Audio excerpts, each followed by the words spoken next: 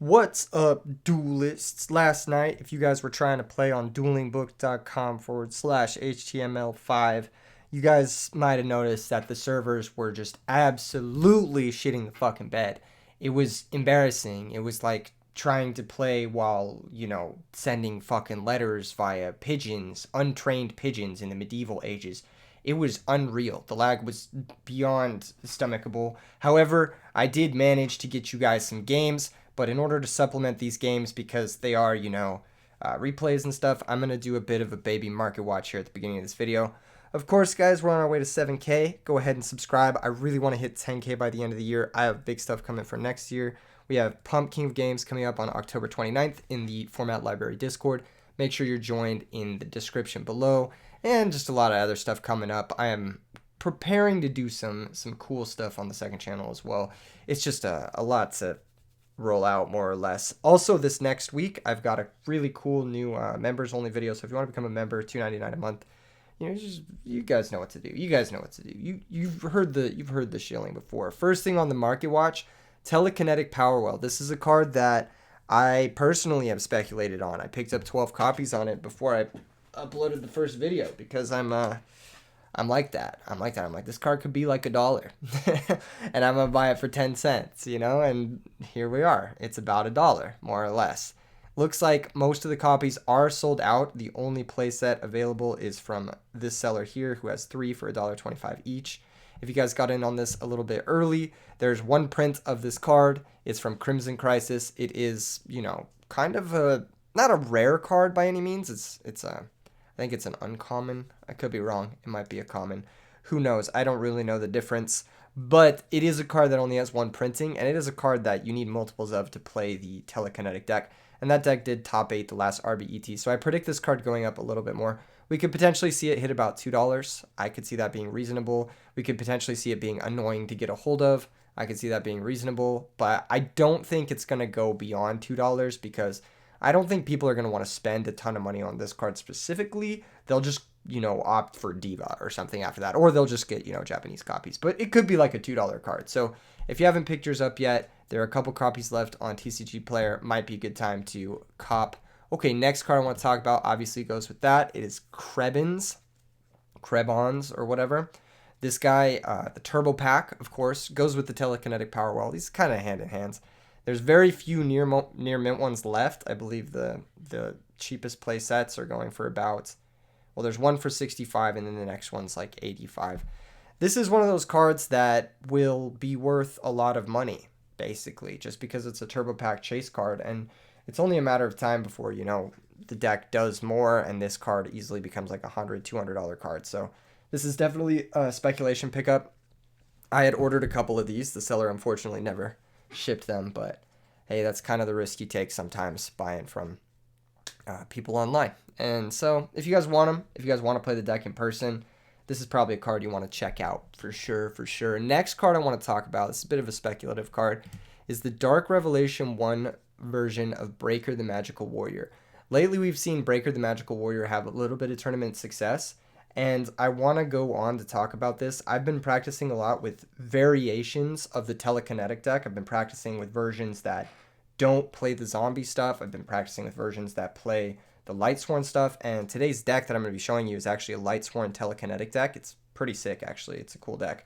And there's a version that I've been playing that doesn't play the zombie stuff, that does play Breaker the Magical Warrior. And I think it has a lot of upside. I mean, you summon the Breaker, you pop, their Royal Oppression, then you Powerwell, you combo off. And it also gives you access to things like Arcanite Magician, Tempest Magician, that kind of stuff. So it gives you a lot of other cool lines that you can go for game. This card is trending downwards, the Dark Revelation Volume 1 print. I think this is one of the nicest looking prints. The Dark Revelation cards have a very nice print to them. They look really clean. And this card's going for about $15. I mean, you can get the Magician's Force ones, first edition ones. Those are pretty expensive already. But if you want a nice looking Breaker the Magical Warrior, getting a Dark Revelation Volume 1 one, pretty good, pretty cool looking print to pick up, in my opinion. Okay, next card I want to talk about is Compulsory Evacuation Device. This is a card I've been testing a lot lately. I think as the format speeds up, as Edison format speeds up, this card gets a lot better. There's only one really high rarity printing, and that's the Turbo Pack Booster 4 printing. This is not the nicest looking prints on the card. I think the Duelist League rares look a tiny bit better, but this is the nicest looking foil print, and it's trending downwards. So if you guys want some turbo pack copies of Compulsory Evacuation Device, getting them while they trend downwards is probably a good time. They're about $60 each, which is definitely a luxury purchase. Definitely a luxury purchase, but they do look very nice, and they will complement, your super rare Krebins or your ultra rare Breaker the Magical Warrior if you're looking at investing in that kind of stuff. Next card I want to cover, Subsitode. This card recently got unbanned. This is one of the cards that I don't think you should buy right now. When a card recently gets unbanned or whatnot, there's always speculation that it'll be reprinted. If you buy it right now at its peak, it's a risky buy. It's a risky buy because the second this gets reprinted, it tanks. This becomes a $2 card if that the second it gets reprinted. So it's kind of a risky buy. I mean, you're buying hoping it'll go up more than it's already spiked after the ban list announcement. I honestly, if you have copies of it now, I'd say undercut people and sell them now, because I don't think they're going to get more expensive than they are now. There's not really a demand for this deck right now. The Frog deck hasn't really been putting up any results in the last few tournaments. And then on top of that, it's just one of those cards that they took off the ban list, so there's a good chance it gets reprinted. That's a high risk buy for sure. Definitely not a bad time to sell though. If you have them, if you have first edition ones, looks like you can sell them for about $25-$30, which is pretty good if you've hoarded Subsitodes and you're that kind of person. for you know what it is. If you hoarded Subsitodes, all right, I see you. Make your $100, go from there. Next card I want to talk about, Secret Rare XX Saber Emmer's Blade. So there's been a lot of talk in the Discord server lately about X Sabers. I uploaded a video recently. If you haven't checked it out already, the Pro Storm X Saber list, I think it's a really solid deck. And I think it becomes even more solid in homogenized metagames. I think once the metagame is like overwhelmingly Blackwing and Vayu, you can tune your interactive pieces to work just against that deck. You can kind of dodge some of your worst matchups, like fairies, like maybe dodge some of the Lightsworn players, the Glad players who were more popular in the pre-Blackwing era, and then you can just build to beat Blackwings and then combo off. This deck becomes very, very good in an all Blackwing meta. I think this is definitely a card to look at about $60 for a short print first edition on a card that has only 2 printings is pretty impressive. Plus the deck plays 3 copies of XX Saber Emmer's Blade. You can get unlimited near mints for about $22 right now, which is very affordable, very, very affordable. And the card, it looks fantastic. It looks fantastic as a secret rare. It's one of the nicest additions you could have to an X Saber deck if you're an X Saber fan. I think this is a good time to buy this card.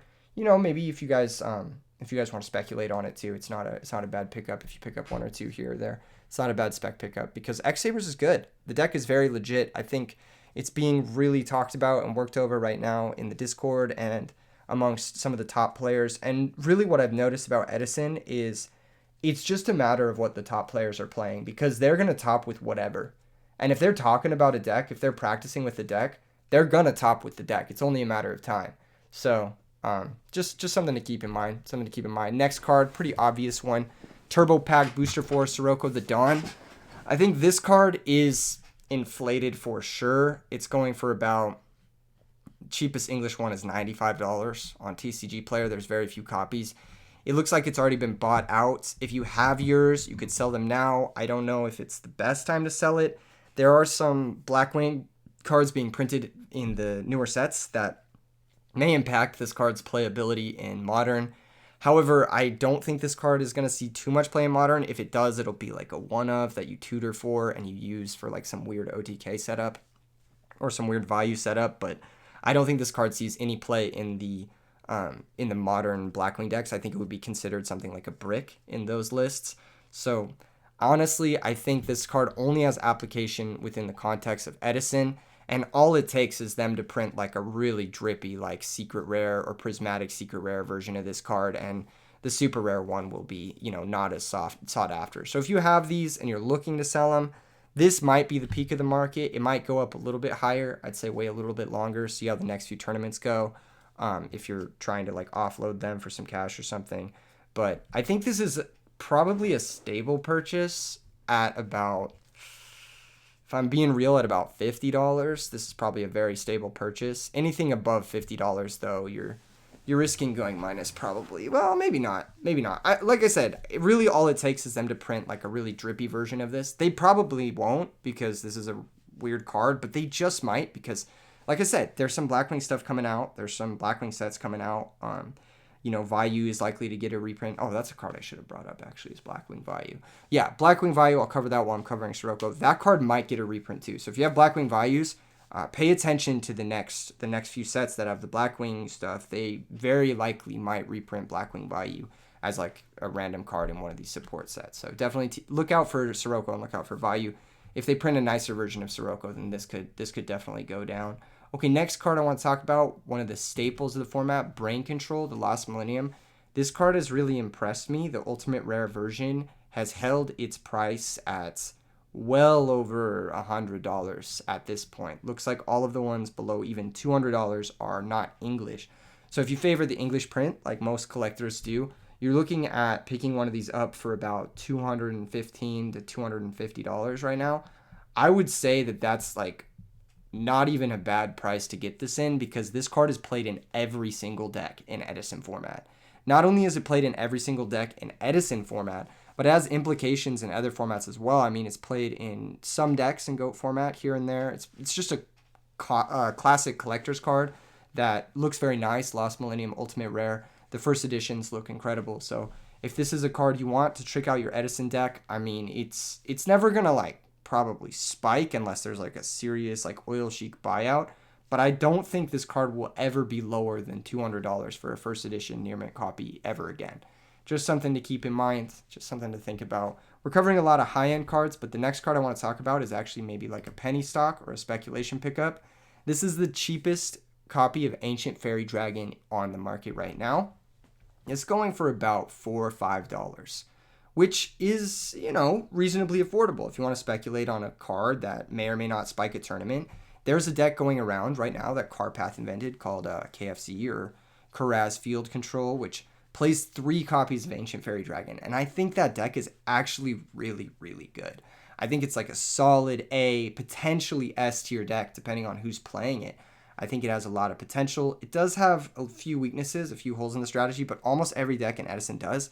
And that deck plays a full 3 copies of Ancient Fairy Dragon. So if you want to pick up something like to speculate on in case that tournament spikes, or in case that deck spikes, if it wins RBET Rulers or does well at RBET Rulers, I mean, Carpath has his invite, and there's a very good chance he might play this deck because this is his, signature deck. So if he does well at RBET Rulers, you might have been glad that you picked these up for about $4 each. I'm just saying. Cheap card, but very, very, very powerful card. Very, very powerful card. Can't even speak. Very, very powerful card. Also, another thing is this card is currently on the ban list in Modern Yu-Gi-Oh! And it would take some serious errata for this card to ever be unbanned because it's really broken in Modern Yu-Gi-Oh! Standards. So it's not likely that this card will get a reprint. It's kind of a safe pickup at around $4 or $5, I think. Just penny stocks. And then the last card I want to talk about is Ancient Gear Golem, the Ultimate Rare. Now, the only reason I want to talk about this card is because I want you guys to sell your copies to me, but for a lot less than this. Get in touch. Okay, on to the deck, onto the games. We've got our deck, which is Lightsworn Telekinetic Powerwell. I've exported the deck because Dueling Book kept crashing in the last few times I tried to record the deck tech, which is just really awesome. Really, really awesome. So this is the deck. The arrangement is a little bit awkward, but hey, it's the way I had it arranged. I would have made it look a little prettier if I was still in the thing and it wasn't crashing, but here we are. We've got our 7 Psychic cards, 3 Krebens, 1 E-Tele, 3 Telekinetic Powerwell. Again, you're just looking to mill the Krebens and then maybe have a Powerwell for 2 later in the game. We've got our Lightsworns. We've got 13 Lightsworns with charge, triple recharge. Triple Wolf, very important in this deck. I think one of the ways that you can really capitalize on Telekinetic Powerwell is by getting free bodies in play. Wolf is going to be your free body of choice in this. Generally speaking, you want to convert off of your level 4, either up front with something like Breaker the Magical Warrior, or on the backside with something like Milling a Wolf, or something like, a Goblin Zombie or a Sanguine Search. You want to convert an extra little bit of value when you go for a synchro play, because you are going to be going for synchro plays at disadvantage if you don't have, that extra bit of value on your level 4, either up front or like I said. So Wolf is our value level 4 of choice, more or less. Lila being the second value level 4 of choice. We can summon this, break a back row, and then synchro away with our Krebens into one of our 4 level 6s in the Extra deck, of course, you got to play Dark Armed, Gores, Chaos Sorcerer, 3 of the best dark monsters in the game. You got to play them in this deck. Chaos Sorcerer really shines in this deck. I think it's one of the best Chaos Sorcerer decks I've ever played. I really like it in this strategy. Plague, of course, you're going to be milling cards. Milling a Plague, it's just free value. Heavy Storm, Brain Control, 2 best staple cards in the format. I think just about every deck plays these. I could be wrong, but yeah, you kind of want to play these cards. They're just really, really strong. And then, of course, we got 1 Hamster to set up for our 2 Celestias, our 2 Caiuses. Just a strong starter play. You side it out a lot going second, but it's good to have in the deck, I think, just an extra starter. 2 Caiuses. Caius is pretty important in this deck. He helps you out a lot of annoying problem cards. You can go into him off of a Krebins. You can E-Telly into Krebins, sack for Caius. You can mill Wolf, sack for Caius. You can Hamster Caius. You can Gores Caius. You can Chaos Sorcerer Caius, which you guys will see later on why that's so powerful. Necro Gardener, just a great card to mill, great card to discard off of Lumina. You can Foolish Burial for it in a pinch if you really need the extra defense. Foolish Burial also gets you access to your 3 Wolves. Allure of Darkness, of course. Mind Control is actually pretty good in this deck in particular because not only do you have 3 Krebins, E-Telly, Plague, so you have 5 tuners to convert off of it, but you also have Telekinetic Powerwell, which can technically be a tuner after a certain point in the game. So Mind Control is actually really good in this deck. And then, of course, Double Honest and 1 copy of Royal Decree so you don't brick on it. Royal Decree is for Blackwings. It can also help against, just about everything else. This list, I don't think, is one of the best lists, but it has a really high ceiling for aggressive starts. Wolf, in general, is one of the more aggressive cards in the format. I think this list has some pretty serious weaknesses that the more dark-heavy lists don't have, but you can theoretically get a pretty busted start with a deck like this, where you Solar Recharge, mill a Wolf, Celestia, mill another Wolf, mill some Krebins, and then have a Telekinetic Powerwall for a huge synchro play kind of thing. I could definitely see some stuff like that with this list. In the sideboard, I was trying not to utilize my sideboard so much. I just have random JDs in here, which I never sided in. These would obviously get cut for something later on. Maybe Thunder Kings, maybe something for the Gladiator matchup, which as you will see is a problem. Cold Wave, I was going to bring those in with the JD. It was just an option select thing that I had, but I would not side any of these 3 cards in the future if I was to try a deck like this more seriously. Of course, just some generic good shit and some random one-ofs that I thought I might want to bring up in some matchups. I was just testing this list, really. The sideboard is just kind of a mess of stock shit and some JDs in case I wanted them. And then the extra deck, the only thing really need to talk about is the extra Gaia and the Tempest Magician. Tempest Magician you can go for lethal off of Lila plus Krebins or Lila plus Plague. It does come up. It's also a dark, so you can ladder into Dark End Dragon if you need to do that, which also comes up quite a bit. So that's pretty important. And then Gaia Knight is just having that extra dude who can help you go for certain OTK setups. There's some OTK setups where it's Gaia plus Colossal plus a couple Warriors Engrave and then a Caius or something, or Chaos Sorcerer is lethal. So definitely something to have access to in case the Goyo's already been used, whatnot. Let's go ahead and get into the matches. This list, again, like I said, it's really unrefined. It's kind of a raw list, but the idea is definitely sound. I think there's something to it. The first match I have is against Rhett 246. We'll go ahead and fast forward. I win the rock, paper, scissors because everyone picks the same thing nowadays. They are playing, as you can see, Diva Frogs. They're playing Diva Frogs with Soul Exchange, Threatening Roar, Spine Gilman, and Moray of Greed. So a lot of tech cards in this opening hand. Not a lot of engine, which is, just one of the issues with this type of deck. My opening hand's actually pretty mid, too. I start Raikou, double Krebins, Lila, really normal summon heavy. But at the very least, I have this Gores for insurance. So if anything goes wrong, I'll be able to drop Gores. They pick up Caius. They could Soul X and then sack for Caius here, but not really much they can do. I pick up the 3rd copy of Krebins, which does kind of suck, but Krebins, unlike Deep Sea Diva, drawing 3 of them isn't bad because he's pressure. And he's really good pressure. I can summon him and swing here, and if they have a Gores, they can't even get through my Krebins. And it's totally fine. I can just attack into the Gores, they'll drop Gores, but then they have to have something else to even clear the Krebins, and then the Raikou will deal with whatever is left over. So I'm actually big chillin' here. They don't have the Gores, of course. They're going to set Dupe Frog, try to get their engine online.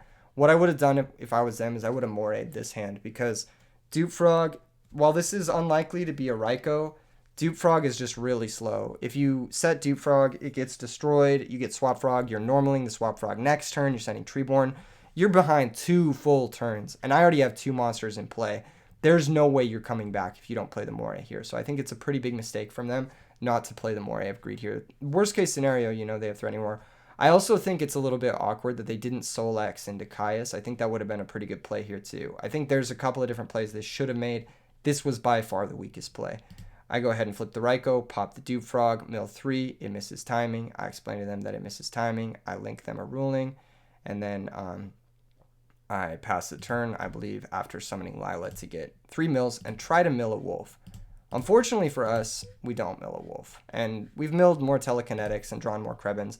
And this is why I don't normally play decks with blind milling in it. This is just why I don't normally play it. It's just very high variance. It's not really where you want to be, all things considered.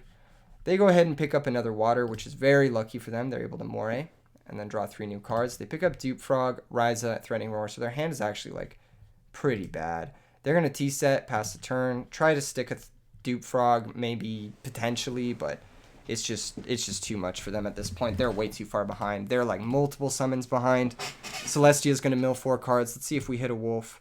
We do not. We hit 4 spells, but, you know, it doesn't really matter because we're just so far ahead at this point.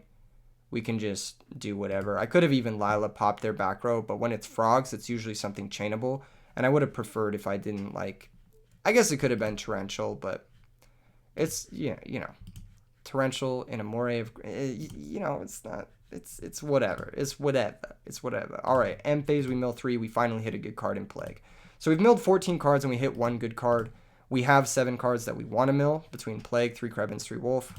Kind of unlucky, but it's fine. Again, the Krebins is representing a very real threat. They have to spend a real card on this to get through it. Krebins here is just a solid card.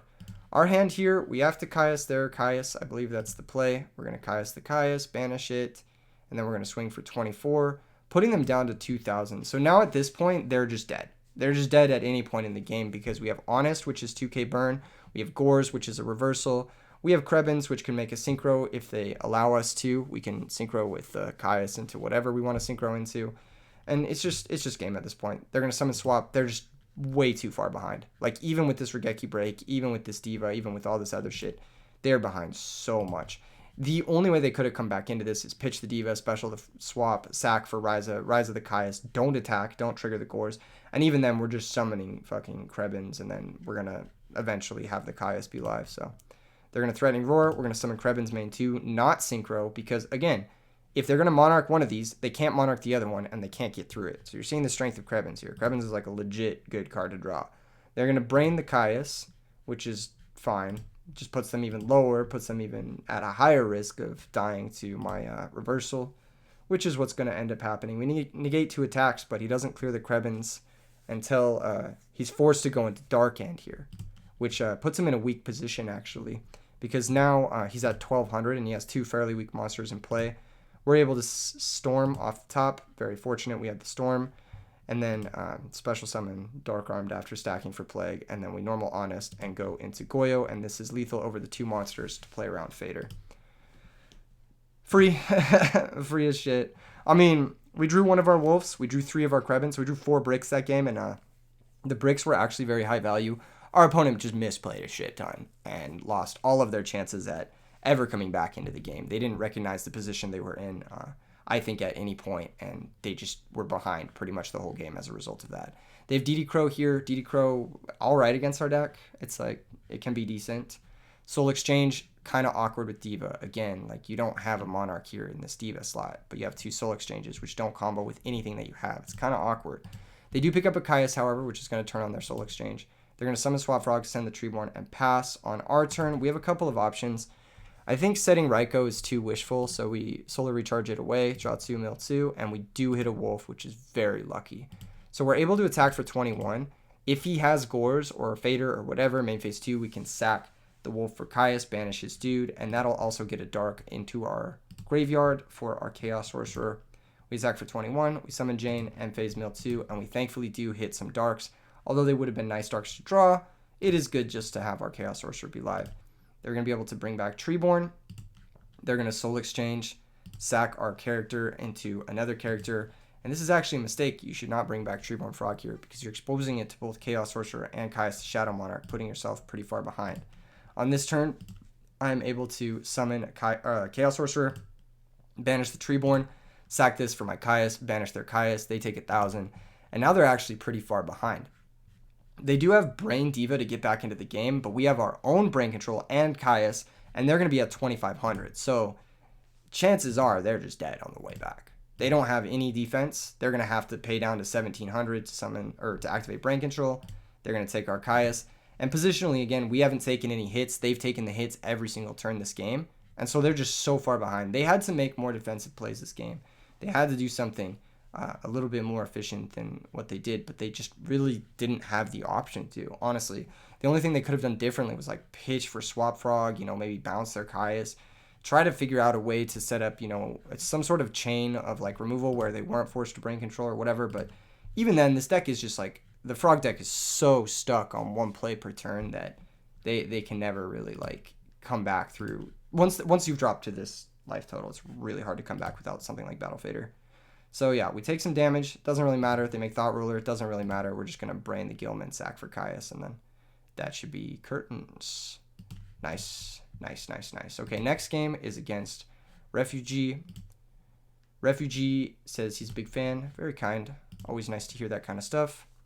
He's playing Gladiator Beasts. He opens the Quarry set bottomless. We have a pretty mediocre hand.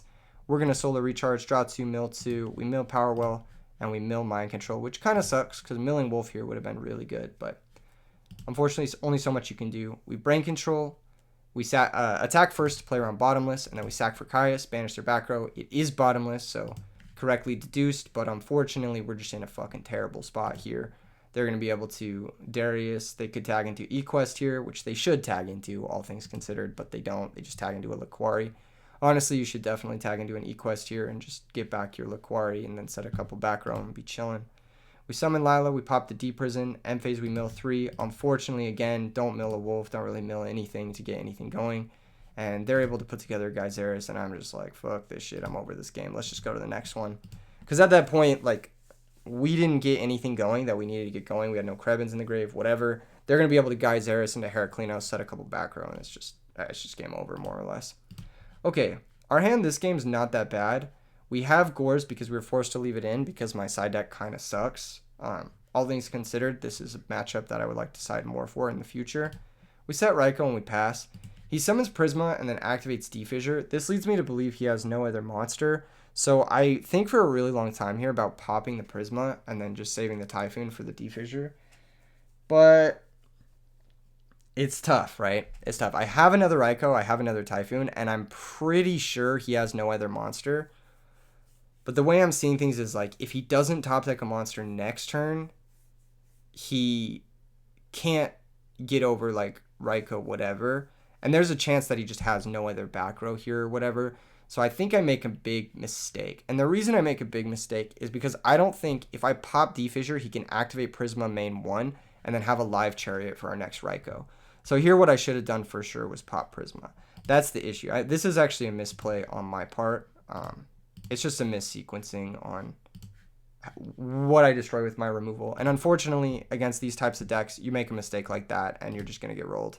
So that's kind of what happens. We pick up a Wolf, and we've drawn a couple of our bricks. I mean, that's just the nature of this deck. They're going to have a Typhoon for our Typhoon, which really sucks. They pick up a Shrink, which is fine. They're going to use the effect, attack into the Raikou, and then, of course, have the Chariot for it, and it's going to be really tough to come back. I have one more chance to fade a couple of different stuff. At this point, I just have to normal summon Krebins and pass. Hope he doesn't have another Chariot. Looks like he doesn't, so we're going to be able to pay 8. Then on our turn, we find Foolish, so we're actually able to make a Synchro play. I have a couple of options here. I can actually make a Synchro play, or I can just run it over and leave the 2 monsters in play. I think it's a little better to run it over and leave the 2 monsters in play than one big Synchro in case he has something like Deep Prison. Deep Prison can respond to one of these cards, but it can't respond to both of them. Unfortunately for us, he has fucking Mirror Force, so we just get like, it's not really 50-50. They usually play 3 Deep Prison and 1 Mirror Force, so it's kind of like, what is the word? We get 25%ed here, and then we just kind of fucking lose at this point because our hand's not going to be able to come back from this. So I just say GG's. If I was going to change the sideboard for this matchup, I would change, obviously the JDs and the Cold Wave, and I would put in some more anti-Glad stuff for sure, so we could side out cards like Gores. I think the matchup should be fine if you have a decent sideboard for it and you don't misplay like I did this game. If we had just popped the monster this game, I think we would have easily won it, but alas, here we are. Okay, next match. Next match is against Simply Yu-Gi-Oh! This is an interesting match because he's playing a really unique deck that I wanted to show off. We're playing the Lightsworn Telekinetic. Our opening hand is actually solid because we have milling and we have a Soul Charge or a Telekinetic.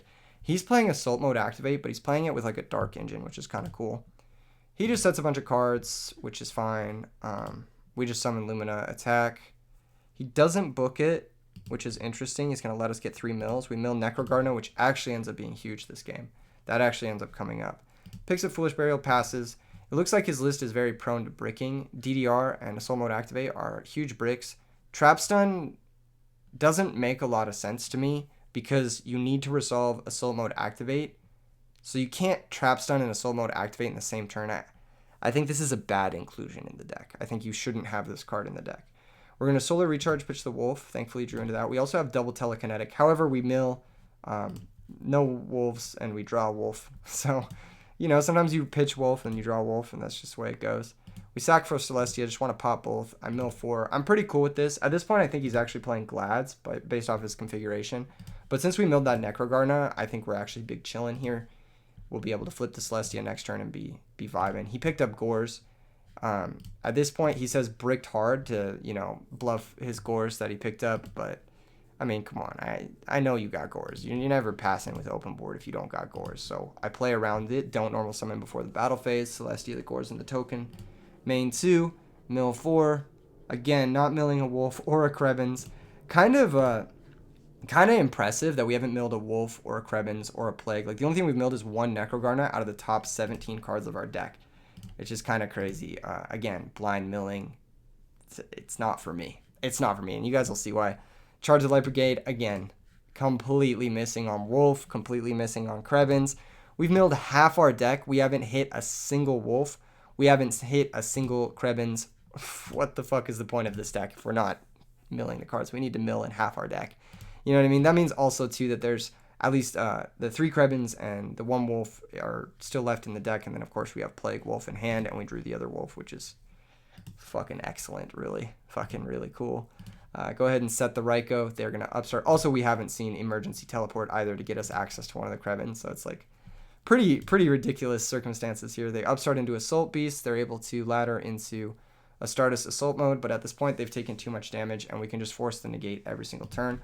I actually make a misplay here. I probably should have negated this attack with Necrogardener, and then we could have won on the following turn, but it's irrelevant, really. It's irrelevant. I just let him take the Celestia because I'm like, what's the worst they can do? On our turn, we'll Raikou pop the Goyo, and then we'll attack over the Celestia, whatever. They go ahead and go into Stardust, and then they go into the Assault mode. But again, it's vibes, It's just chilling, and it's vibes. I think we summon the Jane, attack over, Emphase mill 2, and we finally hit a Wolf. After milling 24 cards, we finally hit a Wolf. Next turn, we're able to summon Krebens and just threaten the game because we just have too much pressure. They attack the Jane. We still have the Necrogardener. We can activate that here. They're going to normal Armageddon main 2, send Malicious. That doesn't really matter as we are able to pick up Honest for exact lethal. So we synchro here into Gaia Knight, they negate, and then we have 4,700 thanks to this Honest in our hand. We could have also Telekinetic Power Weld and then done more damage there, but it's cooler to go for exact game, more or less. Game 2, a little bit sadder. They have a turn 1 Stardust Assault mode, and we lose. Spoiler alert. They're just going to turbo it out. They draw into one of their Assault modes, but unfortunately for us, they don't draw into the other one. So they're going to be able to Armageddon Knight, send Plague, stack, synchro, DDR back the dude, special summon it, synchro into Stardust, set 2. They have Mirror Force Assault mode activate, and our hand is just fucking trash. This is never beating a Stardust Assault mode. We didn't draw any of the cards we boarded in. So against this matchup, I actually boarded in the DD Crows. I boarded in the JDs because it can crash with Stardust Assault mode. I boarded in, of course, the second copy of Royal Decree because it's disgusting and specifically Assault mode activate, provided they don't have it turn 1 on the play. I boarded in Lightning Vortex as a way to force it. I boarded in Thunder King as a way to negate the initial Stardust summon. I boarded in a lot of the cards, but unfortunately we just didn't draw any of them, and we lose this one. We're just gonna fast forward. How's your day? How's your day? How's your day going? How's your day going, guys? Is it going all right? Is it going okay? You guys having a good day? I'm having a pretty good day. I'm having a pretty. All things considered, I'm vibing. I'm chilling out here. I wanted to make a video recently, or not recently, but talking about cheating. So if you guys have any experiences with cheating or like being cheated against intentionally, leave them in the comments below. I actually want to read your guys' stories about engaging with cheaters, because there's a lot of that going around right now. And it's something I want to address at the very least and talk about, because I think I have some unique points on the subject, and I think I have something I can bring to the table for people who might be interested in that subject. So I might be doing a video on it. Oops, we're going into game 3. Okay, game 3, I start off with the absolute nuts. I have Thunder King plus Royal Decree, and then they have Assault Beast, of course, to handle our Thunder King, which is really sad. Their opening hand's really interesting. It looks like they are on the telekinetic power well stuff to get the Stardust Assault mode. So it looks like they're also utilizing telekinetic power well to do something pretty unfair. Main phase 2, they're just going to pass. They should have cast the emergency call now, because as it stands, well, if they even have a target for it. I don't even know if they have a target for it, but if they have a target for it, they should have cast it now, because if I have another Thunder King, then they just have another brick, more or less. Our hand, we have Krebins. We're going to poke, and this is why Krebins is so good. They can't really get over this that effectively. Just can't get over this card. The only way they could really get through this was like a Brain Control or Mind Control, and I'm pretty happy with them spending it here and letting us get the Krebins in our graveyard for our Chaos Sorcerer. They're going to summon E-Hero Stratos. They're going to search Destiny Hero Malicious. They're going to attack, and we're going to disconnect because Dueling Book servers are fucking miserable. And this makes me really sad. Honestly, this makes me really sad, because this would have been a really good game. This would have been a really, really good game. They can pitch to special summon the Dark Refer if they want to. They can pitch the Battle Fader to send the Krebins. They can telekinetic. They can bring back Malicious. They can make Stardust. They can even go for the Assault Beast for the Assault mode. And then when they activate it, tribute the Stardust for cost, will chain Royal Decree, and will actually be in the driver's position. So upon reflecting this position, we can initiate also the Assault mode activate by proccing it with Chaos Sorcerer, activate target Stardust, that kind of thing. But yeah, basically what I'm saying is I think we would have won this game just because of our position. Like, if you play this out, 10 times out of 10 we're winning from just these cards shown. And there's a good chance we're also just immediately winning on the next turn, because we're going to be able to Chaos Sorcerer, potentially even have a Synchro 6 in play, steal their Dark Refer, set up for our own Dark Armed, maybe even. We have Royal Decree. They can't Assault mode. They can't really threaten us with much. They've spent their whole hand to try and get a Stardust into play. That's if they were going to go for it. Now, let's say they don't go for it, right? Let's just say they just attack the Krebins. On our turn, we summon Jane, and then we're just super far ahead. And every turn they don't go for it past the first turn is another turn where we just get more advantage on the board. We get more farther ahead. We get to be able to activate our Dark Armed Dragon and our Chaos Sorcerer in hand. So I think this is a one game from our position. I think we can pretty much deduce that based off the configuration of their deck. I don't think there's really that many cards they could have top decked to get out of it. Heavy Storm, obviously, but there's a chance they don't even have Heavy Storm in for game 3. There's a chance they don't even have Space Typhoon in for game 3. So I think we were golden to go to move ahead with this one, but you'll never know, because Dueling Book servers crashed, which is a bit sad. F in the comments. And then the last match I want to show you guys today is against Castor de Guerra. I'm not sure how to pronounce your last name, but yeah, I'm going to show off this game because I'm playing against what looks like Alefiaz 2's Chaos Sorcerer deck. The Chaos Sorcerer E-Hero deck, which is a cool deck. It's a cool deck, and I wanted to see how these decks lined up. Our deck is a little bit more bricky. His deck is very active, but our deck also has sack potential. So that's something you have to keep in mind. We start off with Solar Recharge. I think it's better to go for Solar Recharge first, because there's less of a chance you draw a wolf, I think. If you mill before the third and fourth draws, it's better, I think. I think it's better to go draw, mill, draw than it is to go draw, draw, mill. But it's all arbitrary because the wolf could be at any position. However, if we mill early on, we might not want to go for Allure. If we don't mill wolf, if we do mill wolf, we might want to go for the Allure now. There's reasons to go for the Solar Recharge first, basically. It gives you more information on what you want to banish for Allure, etc.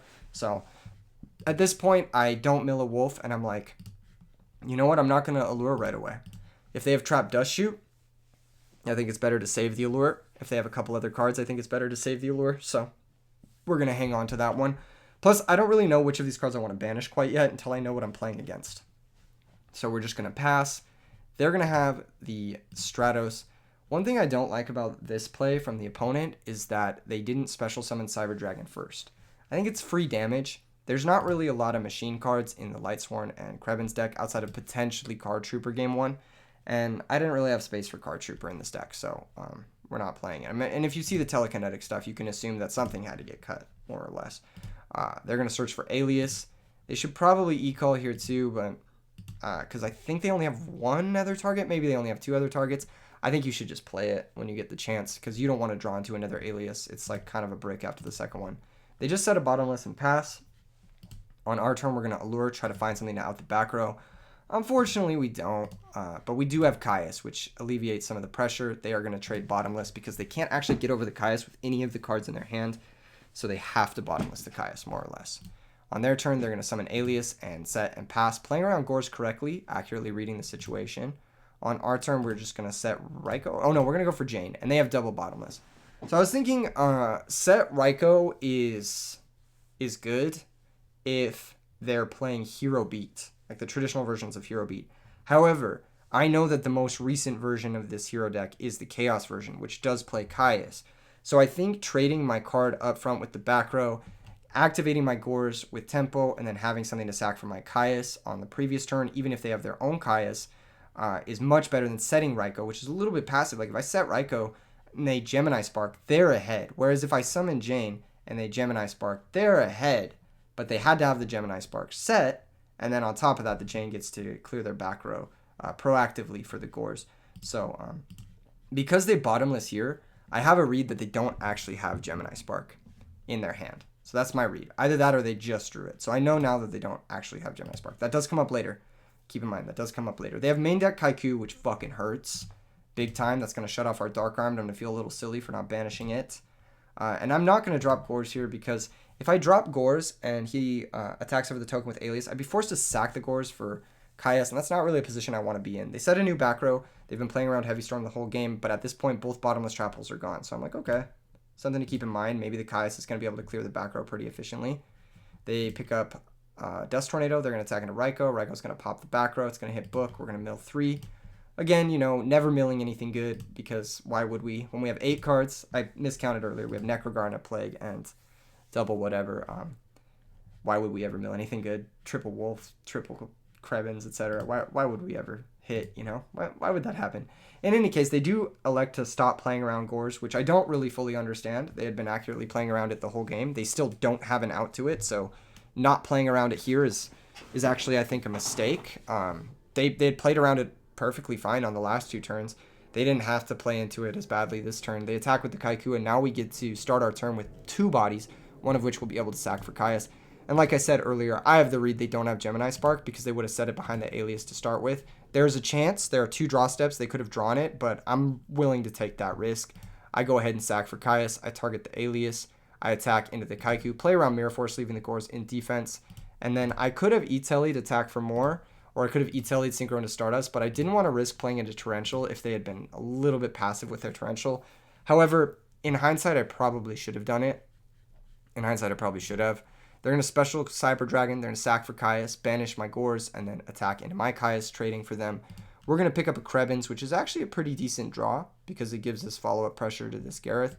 We're going to attack for 1850, put them down to 1550. They're going to summon Breaker, and Breaker actually is pretty solid here. I mean, he's going to attack over Gareth. He's a pretty strong threat. If we draw our Mind Control, we still have Mind Control left in the deck. It's going to punish him, but other than that, it's not that bad here. It's not that bad at all. Looks like he has main deck Dust Tornado. I wonder if this is in place of something like Gemini Spark, because if it is, he's getting punished for making slight changes to the deck list for sure this game. We pick up Wolf because, summon Krebens, and you guys are going to see the power of Krebens. You guys are going to see the power of Krebens, all right? He only has vanilla monsters to attack me with. We're going to be able to negate both attacks. On our turn, we're able to find something to synchro with, which is huge. We summon Lila. He could Torrential here, and in all honesty, he probably should have, but it doesn't really matter. If he Torrentials, then it's bad for him. We're going to Lila break the middle back row. We're going to synchro into Bryonic, and I'm going to priority bounce the Alias. He is going to chain Torrential. I'm going to chain Emergency Teleport to get a 3rd Dark in our graveyard through the Torrential. So this is a play that I was setting up, basically, is I'm going to go into Bryonic, and then I'm going to chain emergency teleport in the case that he has torrential tribute or a clear. If he didn't have a clear, then I would have summoned Krebins. Like, let's say he doesn't have Mirror Force, right? Or if if he just has like Deep Prison or something, I'll E-Telly in the battle phase, crash into Breaker, main phase 2, special summon Dark Armed and pop the Breaker, and hope the Dark Armed is good enough to carry me to victory. Alas, as it stands, we're able to summon the Dark Armed attack. I'm not sure how this works. Special summon any number of level 2 or lower Psychic type monsters from the graveyard. I think I can choose to just summon one. So in theory, I could have been able to bring back a Krebins here as well, but we're just going to be able to pop both cards and go to game 2. So pretty close game, actually. We had a series of lucky top decks. We had some bad draws, but we also had some good draws, and the good draws were good enough to play against his, kind of his narrow cards, his Dust Tornado, his cards that don't really do anything against his strategy, so worked out well for us. They have a pretty solid start. They have Spy, they have Judgment, they have some good stuff here. They're going to set the Spy, set the bottomless. Now, they didn't set Judgment, which is really interesting, so they're not able to actually stop our recharge chain here, which is really unfortunate for them. We're going to mill nothing, of course, because why would we ever mill anything good? Kappa, we're going to mill Heavy Storm, because of course, why would we ever mill anything good? We don't actually recharge a second time. I'm just going to special the Cyber Dragon, see what his back row is first, because that's going to dictate what we discard with recharge. They're going to bottomless. We go ahead and summon Lumina, pitch Krebins, bring back Wolf. I know that this deck sets Gravekeeper Spy because I'm familiar with the list. I covered it on coverage. I attack it with the Wolf, hit Gravekeeper Spy. I go to my end phase, not electing to attack over this with the Honest because I can kill it next turn with the Wolf. And if he switches the Spy and attacks into Lumina, I can actually kill it with the Honest while also deflecting the damage. And there's also a good chance he sacks this for Caius and then just banishes one of our dudes, attacks into the other one, and we have Honest. And then next turn we can Celestia's back row and just crush from there. So end phase, we are able to mill some stuff. Looks like we finally hit a Krebins out of all of our games. I think that's the first time we milled a Krebins, which is crazy. Again, good thing we preserved the Honest. We're able to use it here on the Kaiku on an actual relevant threat as opposed to wasting it on this Gravekeeper Spy, which we can kill with the stuff we have in play already. They just pass the turn because they have Gores and they want to leave their Gores active, which is respectable to a degree. But I think at this point in time, you kind of just have to set your stuff because you're so fucking far behind. We're going to recharge off the Lightstorm we just drew. We mill well, we mill Dad, which is, it sucks, but what can you do? We're going to Allure, find some good stuff, actually. What I was looking for here with this Allure was specifically Necrogardener or Plague, something to pitch with the Lumina that's like high value. We pitch the Necrogardener with Lumina, grab Jane, attack for 3100, electing not to normal summon main 1, of course, to play around Gores. He didn't set any back row. I know this deck does play Gores, so we're going to sack for Celestia. We're going to pop both, main 2. Mill 4, and then at this point, he's dying with Solemn Judgment, Book of Moon in his hand. I mean, there's not really much you can do. You're just dead on board here. No matter how you play these cards, you're just dead on board. You can summon Stratos, you can crash with the Jane. That's something. We attack with both. You book one of them, but then you're still taking the other fat damage, and we do have the Necrogardener in play, so we could just negate the Stratos crash and kill him this way as well. So, good shit. Good shit. The deck, 3-1. Weak matchup to Gladiator Beasts. Definitely needs a fixed sideboard for Glads. But outside of that, I think it's a fun way to approach the Telekinetic Powerwell. I don't know if it's the most accurate way. I don't know if it's the best way, but there are a lot of ways to use this card. And I think that's kind of what I wanted to talk about in the beginning of this video with the Market Watch. Kind of what I want to talk about while showing off the Assault Mode deck. And I'm going to definitely be playing a lot more with this card in various variations of this deck in the coming weeks. So hope to see you guys in the next videos. Don't forget to subscribe. I'll see you in the next one. Peace.